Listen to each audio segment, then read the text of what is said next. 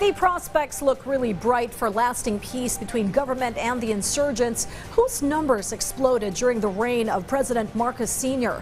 The finalization of a framework pact between both parties is seen as the last step towards clinching a deal both sides could appreciate and work with. Our Bea Bernardo has more. It appears the administration of President Ferdinand R. Marcos Jr. could put an end to the 5-decade problem with insurgency.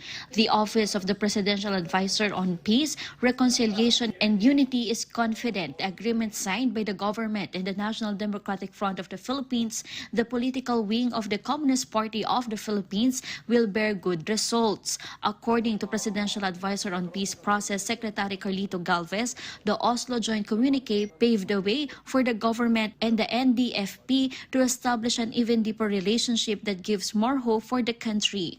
Both parties now hope that through the formulations of the framework agreement that will set up the parameters for the discussion of the future talks and eventually lead to the final peace agreement, President Marcos Jr. said this step is part of the government's advocacy for a peaceful and unified nation. The president also pleaded for the support of the public. The agreement is a result of the informal discussions held in the Netherlands and Norway in 2022 between the Philippine government and the NDF, facilitated by the Royal Norwegian government. The Norwegian government congratulates the country with this development. They stressed this step was timely to achieve freedom in the country and end the misunderstanding between the government and the NDF. The CPP gave conditions for the progress of the said agreement. This includes the release of the NDFP peace consultants and the listing of their group as terrorists under the anti-terrorism law. Defense Secretary Gilberto Chodoro Jr. clarified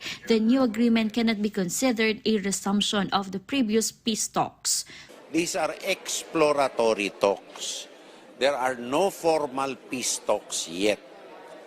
And so, the people who are reacting are jumping the gun. All right? Ang klaro dito is that the armed forces will continue their law enforcement operations. Bea Bernardo for The Nation.